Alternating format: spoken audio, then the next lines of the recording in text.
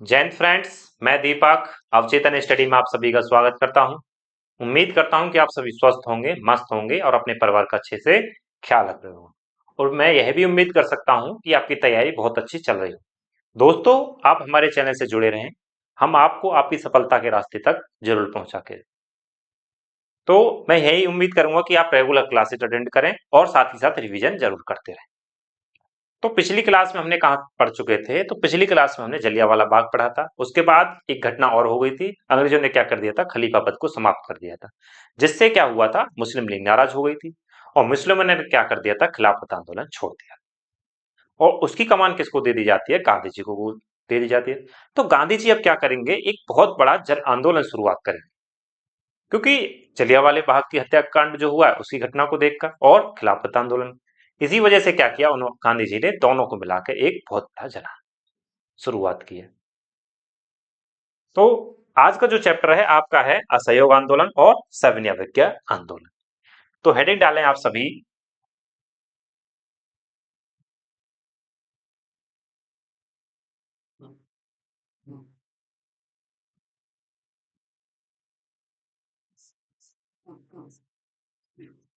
है सहयोग आंदोलन। कब शुरुआत होती है इसकी? इसकी डेट जरूर पूछी जाती है, 1 अगस्त 1920 को। तो आपको डेट जरूर याद रखनी है। तो असहयोग आंदोलन की शुरुआत कब हो रही है? 1 अगस्त 1920 को।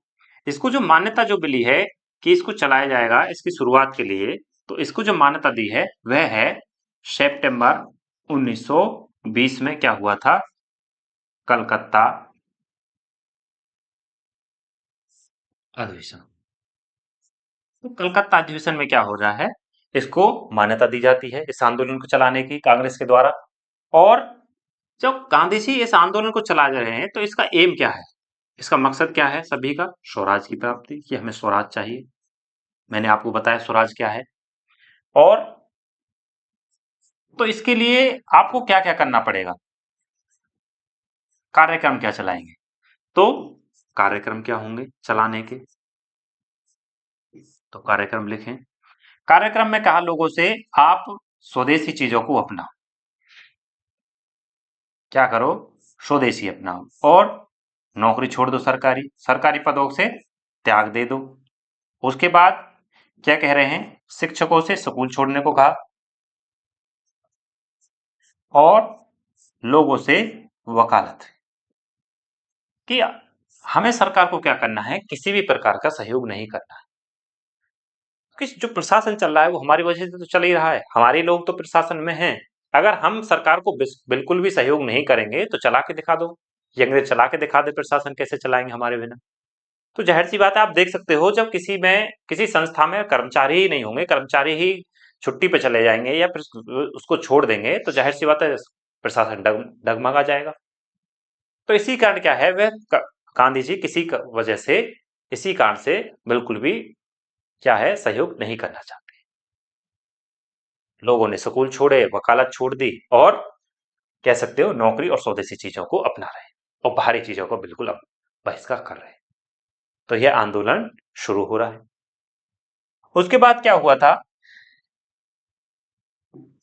दिसंबर 1920 को क्या हुआ?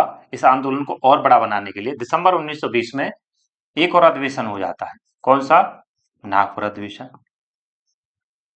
कहाँ हो रहा है? नागपुर में। इस अधिवेशन में क्या हुआ?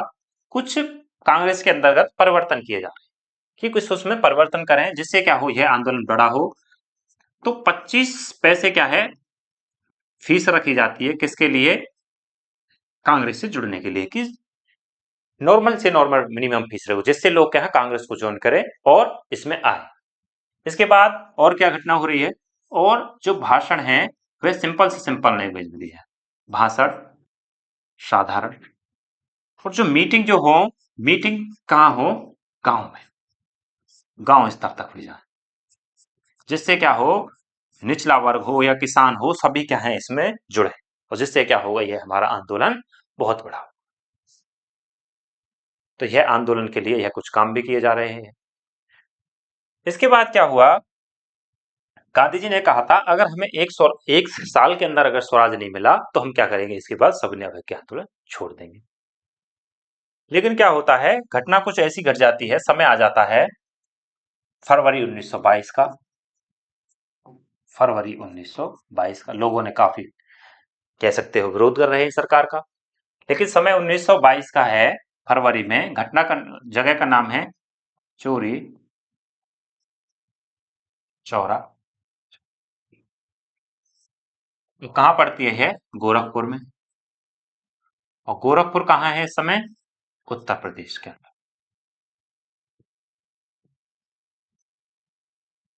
तो जगह का नाम है चौरी चौरा और जगह का नाम है, कहाँ पर पड़ती है? सॉरी, गोरखपुर में, उत्तर प्रदेश के। तो इसमें क्या हुआ था, कुछ लोग क्या हैं कांग्रेस के, कह सकते हो, कुछ लोग क्या कर रहे हैं, स्वराज के लिए क्या कर रहे हैं, मशाल लेके जा रहे हैं, कह रहे और नारे लगाते हुए जा रहे हैं कि हमें स्वराज चाहिए, स्वराज चाहिए। लेकिन वहीं पे क्या है, एक जगह पे इस पे है पुलिस थाना है। और पुलिस थाने में क्या होते हैं, सिपाही थे, 22 सिपाही हैं वहां पे। और 22 सिपाही हैं, एक सिपाही ने क्या कर दिया, उन पे कमेंटबाजी कर दी कि ये देखो स्वराज पाएंगे, ऐसे स्वराज पाया जाता है, स्वराज के लिए चल चल रहे हैं, मशाल लेके जा रहे हैं। इस चीज का बुरा तो लगता है लोगों को, लेकिन लोगों को चुप है, क्योंकि गांधी जी ने कहा था कि हमें जो आंदोलन चलाना है वह हिंसा ना करके अहिंसक आंदोलन, कि हमें किसी प्रकार की कोई हिंसा नहीं करनी है, यह जो आंदोलन होगा वह अहिंसक।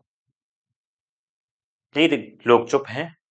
लेकिन एक पुलिसकर्मी ने क्या कर दिया, जो आंदोलन चल रहा है उसका, जो मसाल लेके निकल रहे थे वो लोग, उनमें से एक आदमी को पीट दिया। तो आदमी गुस्सा है, और गुस्सा होके क्या किया, उन्होंने पूरे थाने में, और यहाँ पे क्या किया, थाने में आग लगा दी। और जो है 22 पुलिसकर्मी हैं, 22 पुलिसकर्मी भी इसमें कमरे में बंद करके सभी को जला दिया। तो 22 पुलिसकर्मियों की यहाँ पे मृत्यु हो जाती है, पूरा थाना जला दिया गया। और यह क्या है, आंदोलन उग्र रूप ले चुका। आंदोलन क्या हो गया,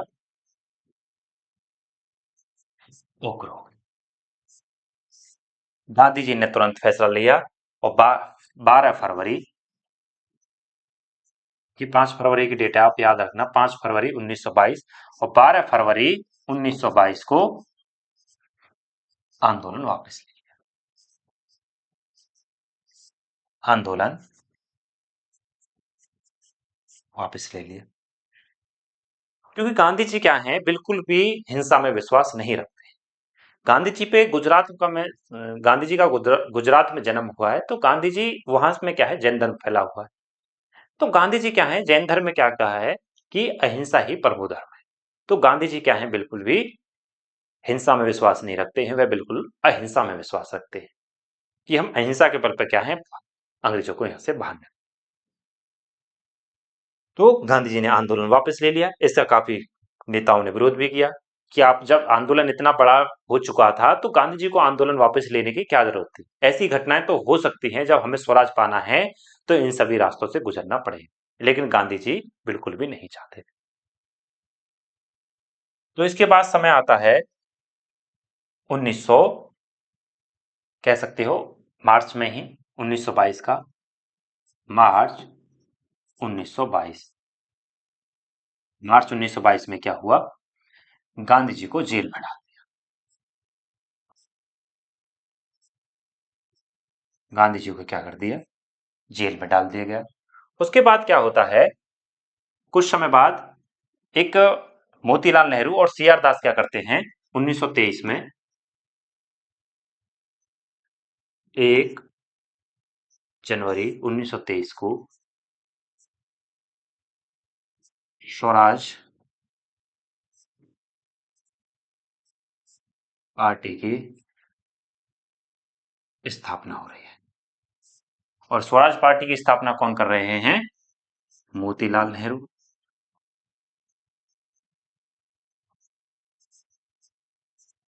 जवाहरलाल नेहरू के पिताजी हैं ये, और सी आर दास। तो स्वराज पार्टी की स्थापना कब हो रही है, 1 जनवरी 1923 को स्वराज पार्टी की स्थापना हो रही है। लेकिन अंग्रेज इस चीज को देख रहे हैं। इन्होंने क्या किया, सी आर दास और मोतीलाल नेहरू ने क्या किया था, केंद्रीय विधानसभा से भी अपना इस्तीफा दे दिया है। तो अंग्रेज इस चीज को देख रहे कि कांग्रेस के अंदर फूट पड़ने वाली है। फूट कैसे पड़ेगी, वह गांधी जी को रिहा कर देंगे। तो क्या किया, 1923 में क्या कर दिया, गांधी जी को रिहा कर दिया।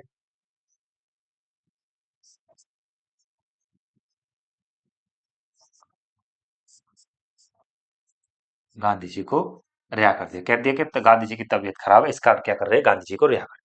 लेकिन गांधी जी का रिहा करने का कारण यह था कि गांधी जी जाएंगे और मोतीलाल नेहरू और सी आर दास से कहेंगे कि तुमने इस्तीफा क्यों दिया, तुम अलग पार्टी क्यों बना रहे। इस कारण क्या कर रहे हैं कि इन दोनों में फूट पड़ेगी और कांग्रेस क्या हो जाएगी, कमजोर।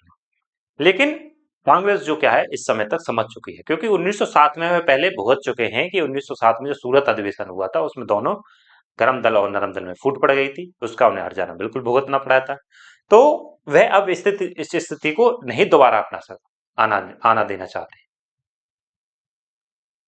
गांधी जी ने इनसे कुछ नहीं कहा, क्योंकि जानते हैं गांधी जी की मकसद सिर्फ क्या है, स्वराज की अभी तक प्राप्ति के लिए सभी संघर्ष का। तो इन्होंने स्वराज पार्टी की स्थापना की है 1923 में, मोतीलाल नेहरू और सी आर दास। तो उम्मीद करता हूं कि आप सभी को यहां तक समझ में आया होगा। उसके बाद एक घटना और हुई है, वह है 1924 में गांधी जी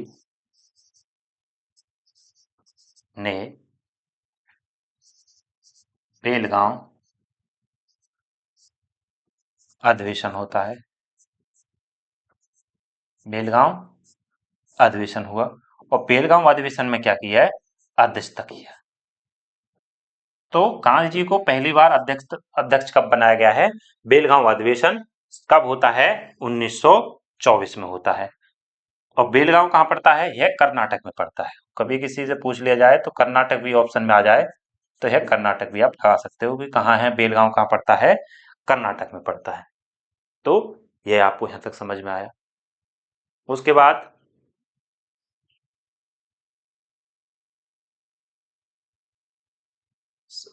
समय है 1924 तक पढ़ा दिया। 1925 में क्या हुआ, एम एन रॉय ने कम्युनिस्ट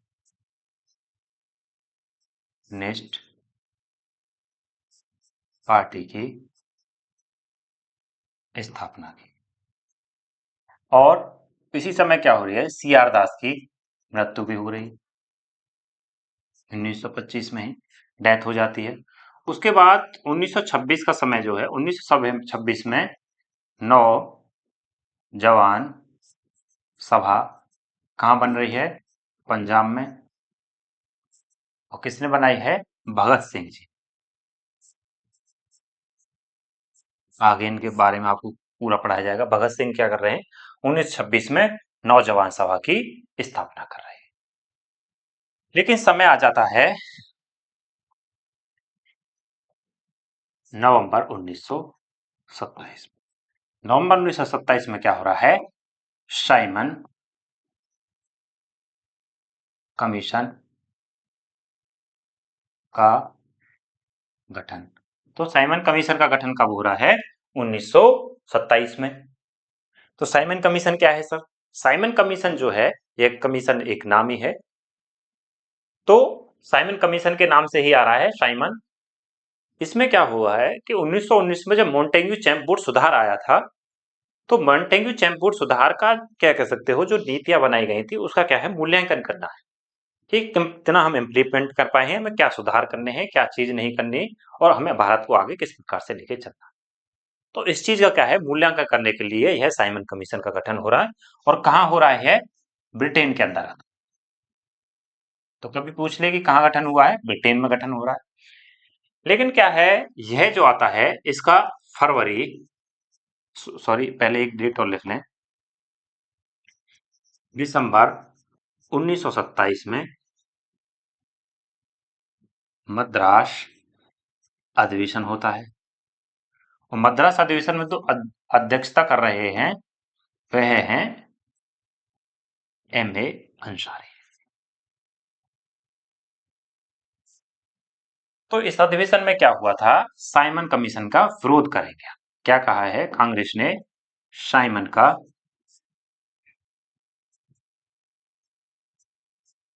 विरोध सर विरोध क्यों करेंगे ये तो बताओ आप। विरोध का कारण इस वजह से है कि जो साइमन कमीशन बन रहा है, इस साइमन कमीशन में क्या है, कोई भारतीय नहीं है, कोई भारतीय नहीं, और 7 सदस्य हैं, और 7 सदस्य जो हैं वह क्या हैं, अंग्रेज हैं। सातों के साथ अंग्रेज हैं। मतलब किसी से भी पूछा नहीं जा रहा है और किसी भारतीय को इसमें शामिल नहीं किया गया है। तो इसी कारण क्या कर रहे हैं, हम इसका विरोध करेंगे, और इसका विरोध शुरू हो जाता है। और साइमन कमीशन कब पहुंचता है, फरवरी 1927 लिखवाया ना हमने, हाँ हाँ 27 फरवरी 1928 में साइमन कमीशन भारत पहुंचा है। तो साइमन कमीशन कब पहुंचा है, 1928 में भारत पहुंचा है फरवरी में। तो भारत आ गया, और इस साइमन कमीशन जब भारत आ रहा है तो इसका विरोध हुआ, विरोध किया लोगों ने। और विरोध में क्या है, लोगों ने काले झंडे दिखाए इसे, और क्या कहा इसे, साइमन गो बैक, या वापस जाओ, गो बैक के नारे लग रहे हैं, या साइमन वापस जाओ। और जब इसका विरोध हो रहा है तो इसी विरोध में क्या हुआ था, नवंबर 1928 में लाला लाजपत राय की लाठी चार्ज होने के कारण डेथ हो जाती है, होने के कारण मृत्यु हो रही है। तो साइमन कमीशन का विरोध हो रहा है, इसे काले झंडे दिखाए जा रहे हैं, और साइमन गो बैक के नारे भी लगाए जा रहे हैं। और इसी में क्या हुआ, नवंबर 1928 में लाला लाजपत राय की लाठीचार्ज के कारण डेथ भी हुई है, और जिसका बदला भगत सिंह आगे चल के लेंगे। तो लाला लाजपत राय की मृत्यु के बारे में पूछ लिया जाता है कि लाला लाजपत राय की मृत्यु किस कारण से हुई थी, साइमन गो बैक या साइमन कमीशन के विरोध का कारण करने के। तो आप सभी को यहां तक समझ में आया। इसके बाद क्या हुआ था, एक भारत सचिव है,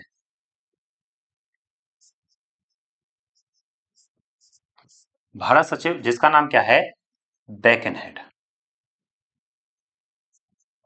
ये कहाँ बैठता था, भारत के अंदर तो बैठता नहीं, कहाँ बैठता है, ब्रिटेन में बैठता है। एक गोरा है, क्या नाम है, बेकन।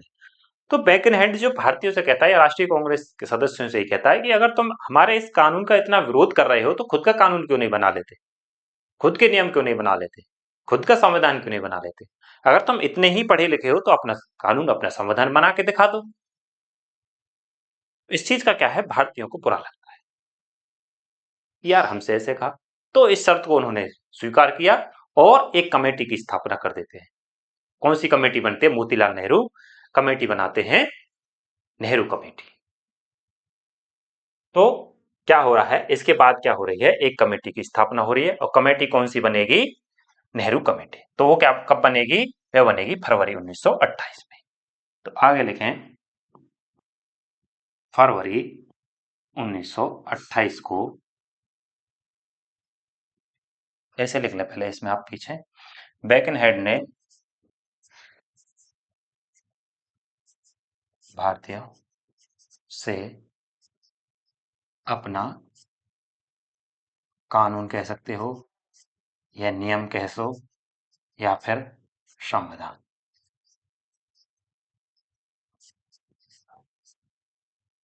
बात की कि तुम अपना क्यों नहीं बना लेते। तो इसी कारण क्या करेंगे, फरवरी 1928 में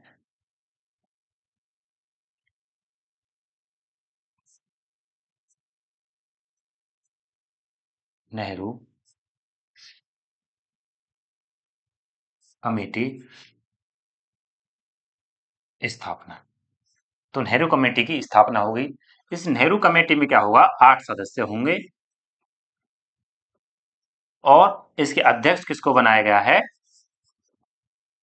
अध्यक्ष जो है वो है मोतीलाल नेहरू।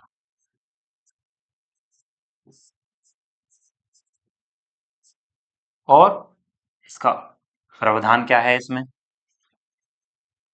प्रावधान वही है कि हमें स्वराज चाहिए, कि हमें स्वराज दे दो। अभी भी स्वराज पे अटके हुए हैं, स्वराज चाहिए। और क्या कहा था कि उच्च संस्थानों पे क्या है, भारतीयों का प्रतिनिधित्व है। संस्थान में भारतीय हों बड़े बड़े पदों पे। और उसके बाद जो मुस्लिम या पृथक निर्वाचन है,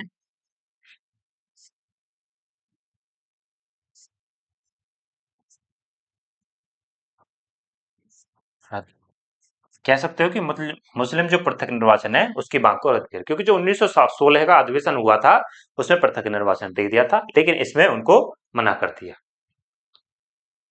लेकिन क्या होता है, नवंबर 1928 में इसका विरोध कर दिया जाता है। नवंबर 1928 में क्या हुआ, इस सॉरी पहले एक लिख लें, अगस्त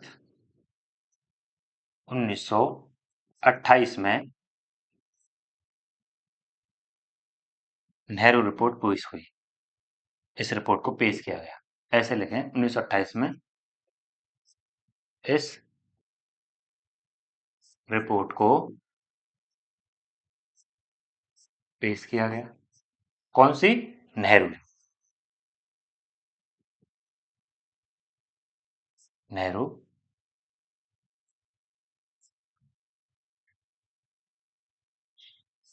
नेहरू कमेटी, तो जो नेहरू रिपोर्ट बनाई थी, जो नेहरू कमेटी ने जो रिपोर्ट बनाई थी उसे पेश किया गया। लेकिन क्या हुआ, नवंबर 1928 का समय है,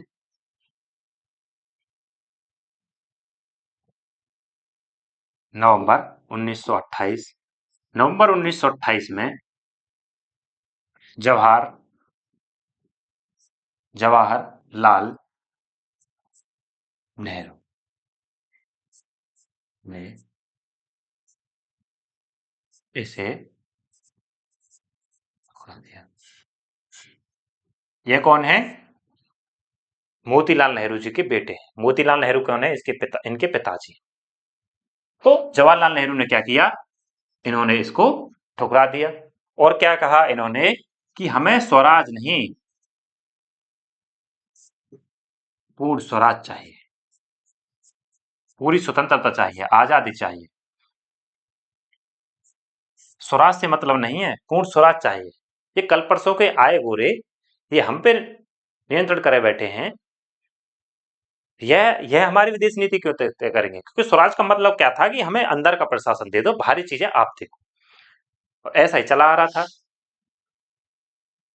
लेकिन जवाहरलाल नेहरू इस समय पे कह सकते हो युवा नेता है, युवा है, नया खून है।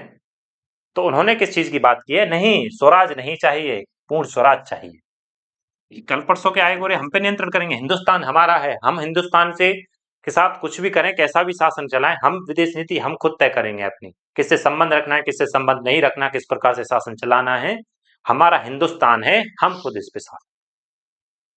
ये कल परसों के आए गोरे हम पे शासन कर रहे हैं। इसलिए क्या किया इन्होंने? पूर्ण स्वराज की बात की, पूर्ण स्वराज चाहिए।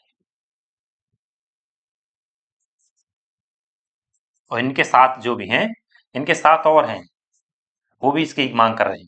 कौन है? सुभाष चंद्र बोस। सुभाष चंद्र बोस जी भी इस चीज की मांग है कि नया खून है।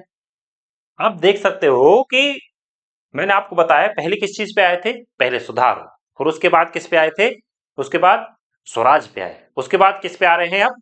पूर्ण स्वराज चाहिए।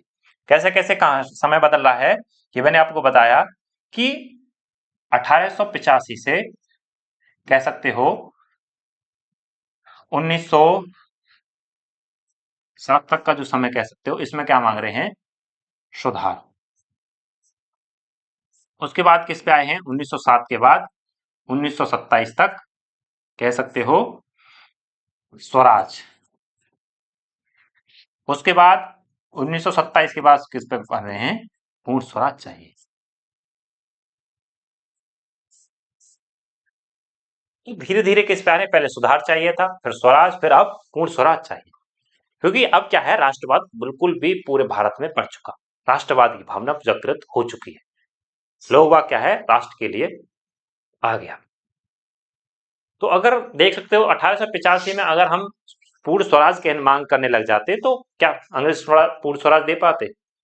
उल्टे पीट पाट के और भगा देते, बराबर कर देते, हारते हैं। तो इस कारण क्या किया, किसी चीज में क्या हुआ, पहले सुधार हुआ, फिर स्वराज आए, फिर पूर्ण स्वराज, धीरे धीरे कदम बढ़ा रहे हैं और फिर हम स्वराज के रास्ते पर चल। तो उम्मीद करता हूं कि आप सभी को यहाँ तक समझ में आया होगा कि इसको मांग को किसने ठुकरा दिया, जो यह रखी थी जवाहरलाल नेहरू जी ने इसको ठुकरा दिया।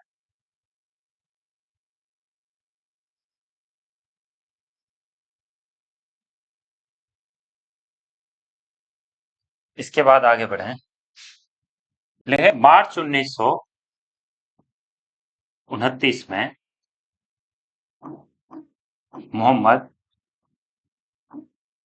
अली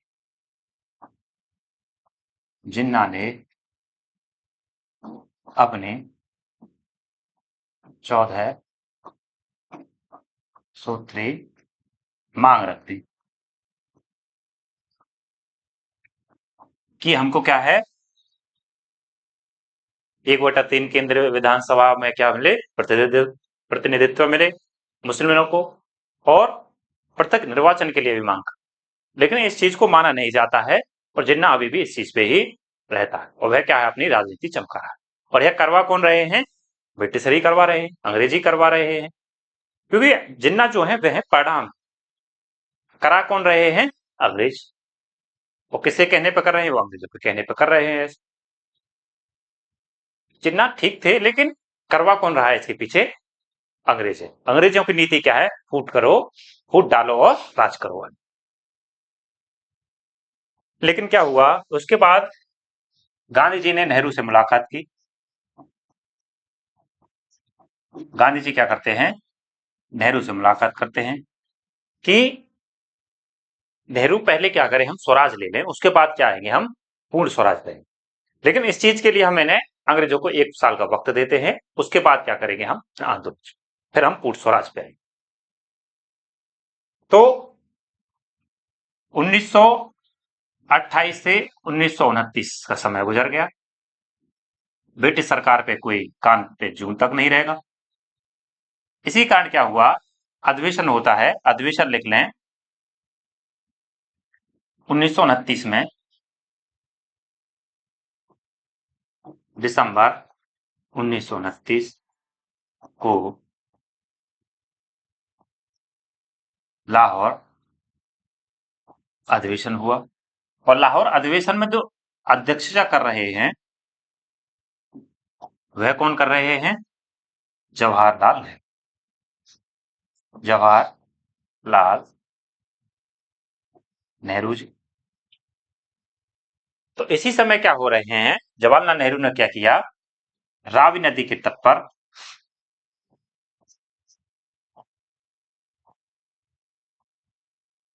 रावी नदी के तट पर भारत का झंडा फहराया, झंडा। और समय लिख लें 31 दिसंबर 1929 को। तो कब का समय है, 31 दिसंबर 1929 को रावी नदी के तट पर भारत का झंडा फहराया। लेकिन और इसी में क्या कहा गया था कि हम आने वाले महीने के अंतिम रविवार को क्या करेंगे, पूर्ण स्वराज दिवस मनाएंगे। तो डेट आ जाती है 26 जनवरी 1930 को, और इसी दिन क्या होता है, पूर्ण स्वराज दिवस मनाया। तो यह दिवस इस वजह से भी इंपोर्टेंट है, यह डेट, क्योंकि 26 जनवरी को क्या होता है, हमारा भारत का संविधान लागू। क्योंकि आजाद जो हो गए थे हम 15 अगस्त 1947 को आजाद हो गए थे। लेकिन क्या हुआ था, उसके बाद 26 नवंबर 1949 को हमारा संविधान बनकर तैयार हो गया था। उसके बाद इसे 2 महीने बाद क्या हुआ था, इसे इस डेट से ही इसे लागू किया गया था। कारण यही था कि हमको क्या है, इस डेट को एक पूर्ण स्वराज दिवस जो मनाया है, इसी दिवस को हम आगे भी जारी रखें। तो इस दिन को याद रखने की वजह से ही हमारा जो संविधान है 26 जनवरी 1950 को जो बना है, इस वजह से ही इस डेट को याद करने के लिए मनाया जाता। तो पूर्ण स्वराज दिवस मनाया गया 26 जनवरी 1930।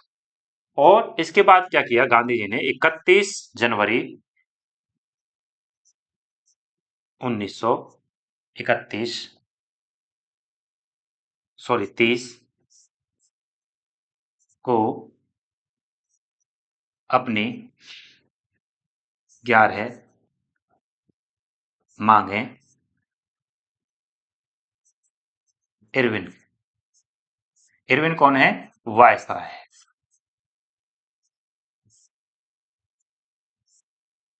अपनी 11 मांगे लिखी, अपनी 11 मांगों की मांग की, देखें। लेकिन क्या किया इसमें 11 मांगों में, क्या था 11 मांगों में, कुछ लिख लें। नमक कर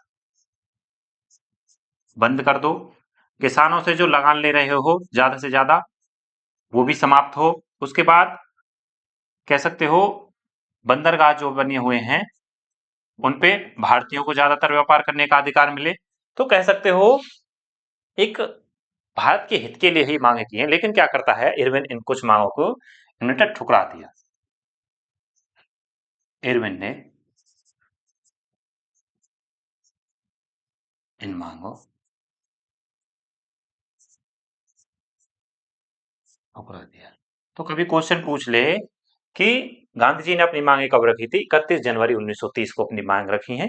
लेकिन क्या करता है जो इरविन जो है वह इन मांगों को ठुकरा देता है। और इसमें और जोड़ सकते हो कि इन्होंने क्या किया था, जो इनके गिरफ्तार किए हुए जो लोग, उनको क्या कर लिए, रिहा कर। तो इसको इन्होंने मानी नहीं। लेकिन समय जो आ जाता है 1930 में ही, साइमन कमीशन जो आया था, साइमन कमीशन की रिपोर्ट पर चर्चा के लिए गोलमेज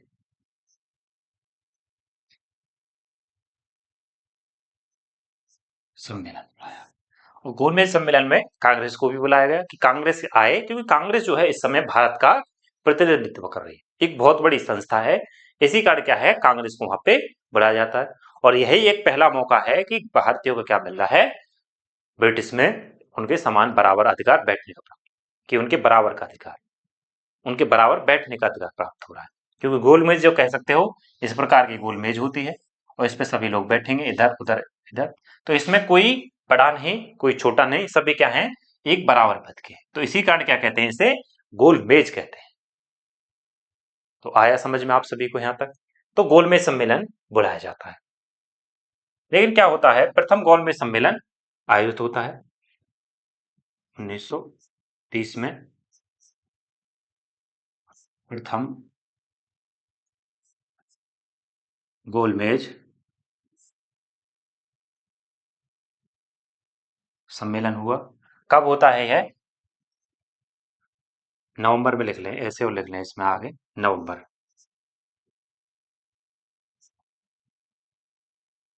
नवंबर 1930 में प्रथम गोलमेज सम्मेलन का आयोजन होता है। और कहाँ हो रहे हैं ये?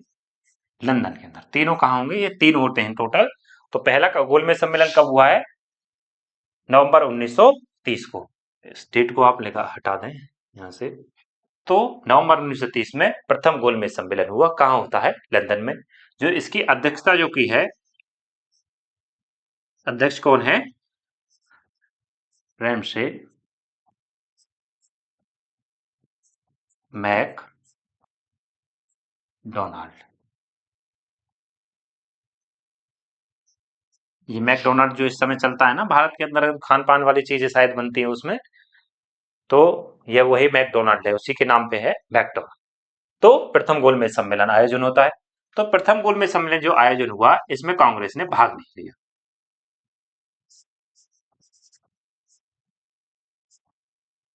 भाग क्यों नहीं लिया सर? प्रथम गोलमेज सम्मेलन में भाग लेने का कारण इस वजह से है क्योंकि जो इसके नेता हैं वह कहाँ है, ज्यादातर जेल में। तो इस कारण से क्या रहता है, प्रथम गोलमेज सम्मेलन विफल भी रहता है, क्योंकि प्रथम गोलमेज सम्मेलन में कांग्रेस ने भाग नहीं लिया। तो कांग्रेस ने भाग नहीं लिया तो कोई बातचीत नहीं हुई। और भाग क्यों नहीं ले पा रहे, क्योंकि सभी नेता, ज्यादातर नेता जेल में है इस समय। तो इस वजह से क्या है, भाग नहीं लिया। तो उम्मीद करता हूं कि आपको यहां तक समझ में आया होगा।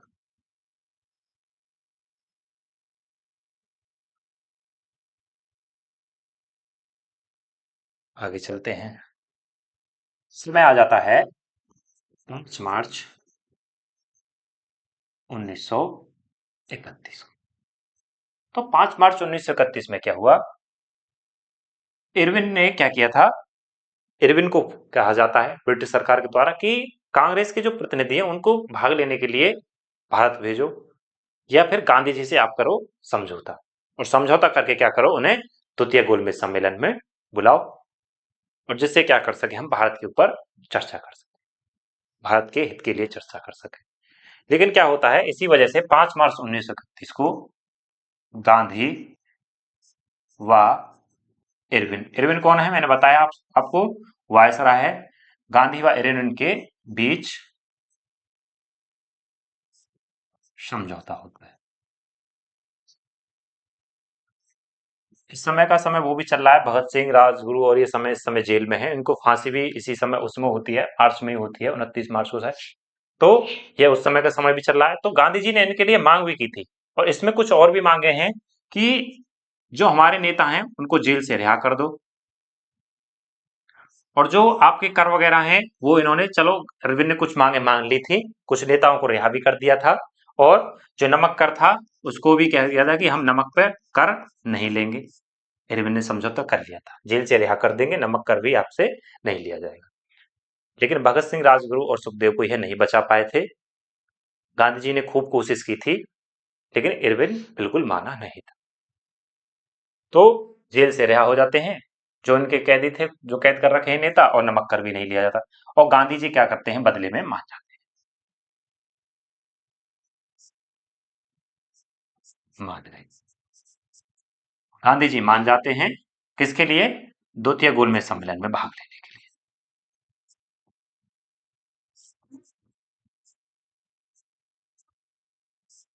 किसके लिए, भाग लेने के लिए। तो द्वितीय गोलमेज सम्मेलन जो होता है वो होता है सितंबर 1931 को। यह भी कहां हो रहा है, इसे लिख लें आप, द्वितीय गोलमेज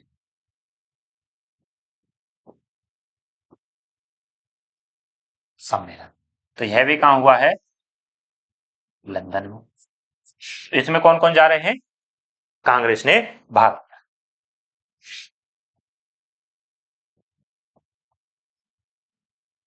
कांग्रेस ने भाग लिया।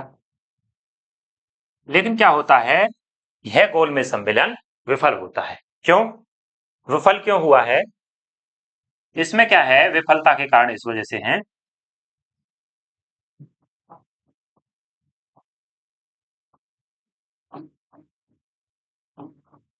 कि इसमें क्या है, डॉक्टर भीमराव अंबेडकर भी गए, बाबा साहेब भी गए। तो बाबा साहेब ने क्या किया था, पृथक निर्वाचन के लिए दलितों के लिए मांग करती थी, दलित या अल्पसंख्यक लोगों के लिए। और यह करवा कौन रहे हैं, अंग्रेजी मैकडोनाल्ड, उस समय पीएम जो है, क्योंकि ये सभी क्या है, उनके परिणाम ही है। करा कौन रहे हैं, अंग्रेजी, क्योंकि अंग्रेज क्या चाह रहे हैं, बस कैसे भी करके इनमें फूट डालो और फिर राज करो। लेकिन गांधी जी क्या करते हैं, इस पृथक निर्वाचन की मांग को ठुकरा देते हैं, अंबेडकर जी, क्योंकि गांधी जी नहीं चाह रहे हैं कि पहले तो अंग्रेजों ने हमें क्या है, हिंदू मुस्लिम उसमें बांट दिया। लेकिन अब क्या कर रहे हैं गांधी जी, वो सॉरी अंग्रेज, हमें हिंदू को हिंदू के अंदर ही बांट रहे हैं, अब जातिवाद के नाम पे बांट। और यह बात भी थी कि दलित जो थे उस समय, उनका शोषण होता भी था, हो भी रहा था शोषण। ये बात गांधी जी भी जानते थे कि दलितों के खिलाफ शोषण हो रहा है। लेकिन गांधी जी इस चीज को यहाँ पे नहीं लाना चाहते थे, क्योंकि इससे क्या होगा, राष्ट्रवाद कमजोर होगा। जो हमारे समाज में कुरीतियां हैं, हमें उन्हें बाद में धीरे धीरे सुलझा लेंगे। लेकिन जो राष्ट्रवाद बनेगा, जो राष्ट्र बनेगा, वो सभी धर्म, सभी विशेष, सभी जाति से मिलकर बनेगा। तो इस वजह से क्या है, गांधी जी इस चीज का विरोध कर कि मैं पृथक निर्वाचन या दलितों को पृथक निर्वाचन के लिए मांग नहीं कर सकता। नहीं दे सकता हूं। वे नहीं बंटना देख सकते भारत को कि मैं अब ऐसे जातियों में भारत को नहीं बंटना देखना चाहता हूं। इसी कारण क्या है, गांधी जी वहां से वापस आ जाते हैं और अपना जनवरी 1932 में अपना आंदोलन, सविनय अवज्ञा आंदोलन शुरू कर देते। तो लिखें द्वितीय गोलमेज सम्मेलन, इसमें क्या हुआ था, बाबा साहेब ने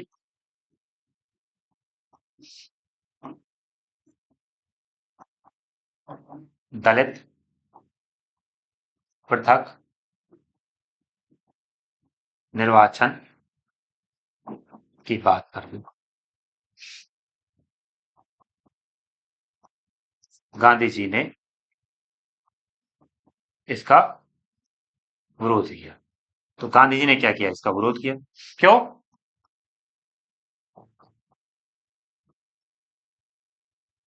जाति में बांटना नहीं चाहते। किसको? भारत को। तो भारत को क्या है, गांधी जी जाति में बांटना नहीं चाह रहे, इस कारण यह विफल रहा। इसी कारण यह विफल रहा।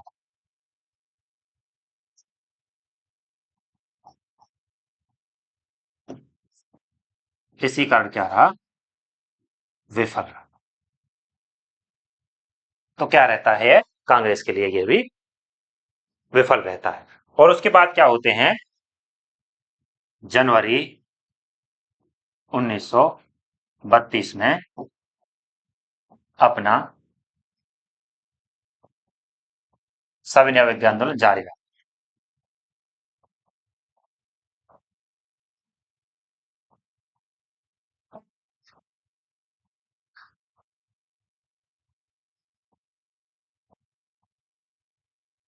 आते ही अपना सविनय अवज्ञा आंदोलन जो है उसे जारी रखते हैं, और जारी कर देते हैं तो अंग्रेजों ने इन्हें जेल में डाल दिया।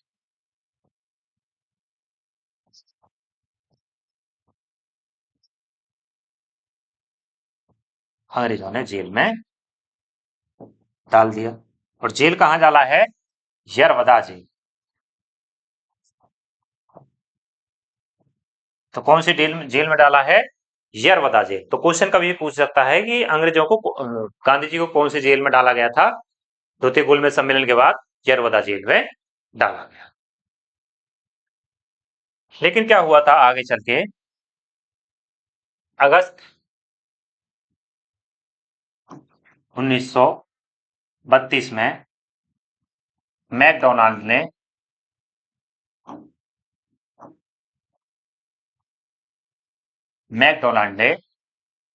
दलितों के लिए पृथक निर्वाचन के लिए कह दिया था। दलितों को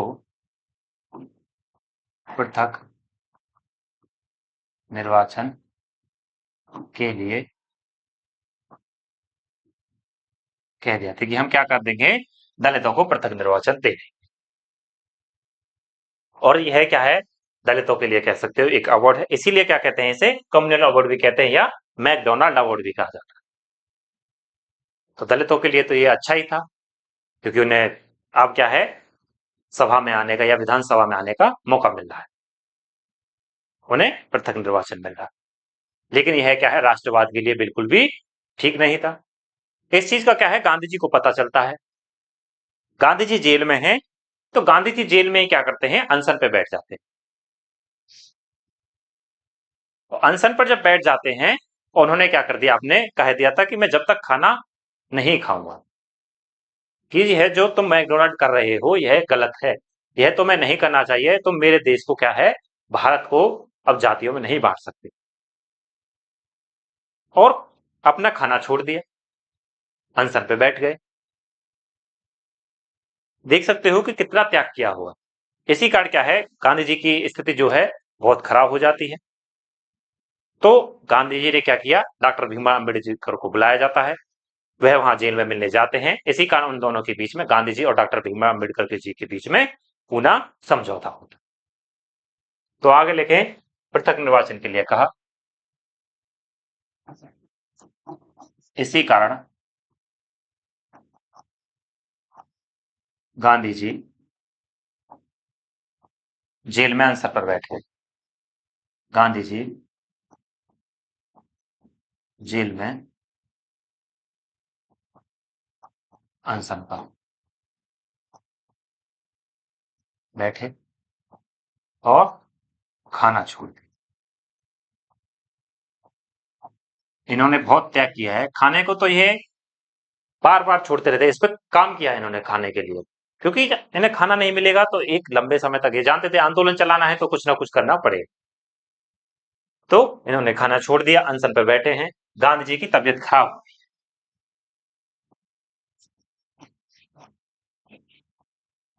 तबीयत खराब है, गांधी जी की तबीयत खराब हो रही है, और इसी कारण क्या होते हैं, डॉक्टर भीमराव अम्बेडकर जी को बुलाया जाता है, या बाबा साहेब को बुलाया, डॉक्टर भीम राव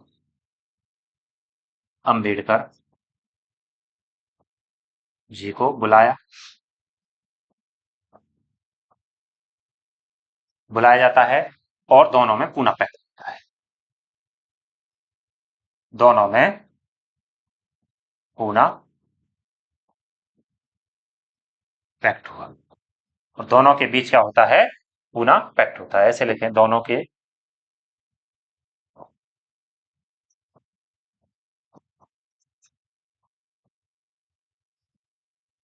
के बीच क्या होता है, पूना पैक्ट हुआ है।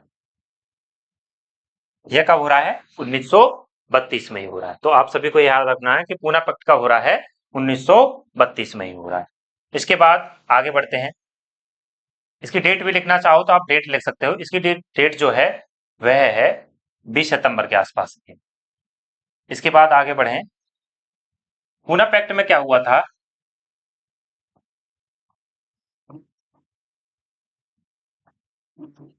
इसमें क्या किया था गांधी जी ने, 18% प्रतिनिधित्व किसमें दे दिया,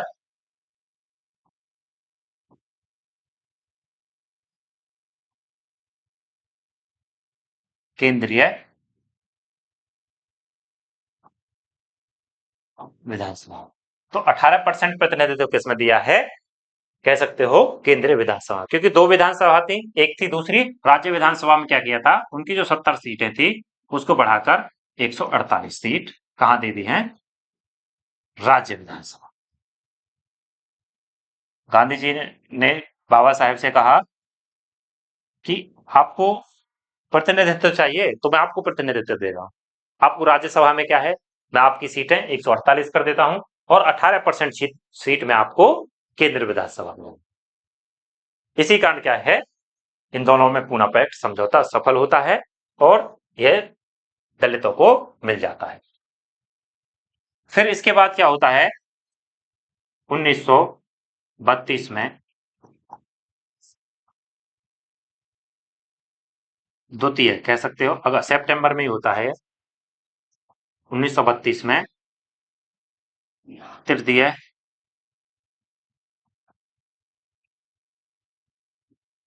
गोलमेज सम्मेलन होता है, तो तृतीय गोलमेज सम्मेलन सितंबर 1932 में तृतीय गोलमेज सम्मेलन होता है। इसमें क्या हुआ, कांग्रेस ने भाग नहीं लिया, यह भी कहां हो रहा है, लंदन में ही हो रहा है, भाग नहीं लिया, कारण क्या है, सभी नेता क्या है, अभी ज्यादातर गांधी जी कहां हैं, जेल में है। लेकिन 1932 में यह भी नहीं हुआ, उसके बाद क्या हो जाता है, 1934 में गांधी जी ने अपना सविनय अवज्ञा आंदोलन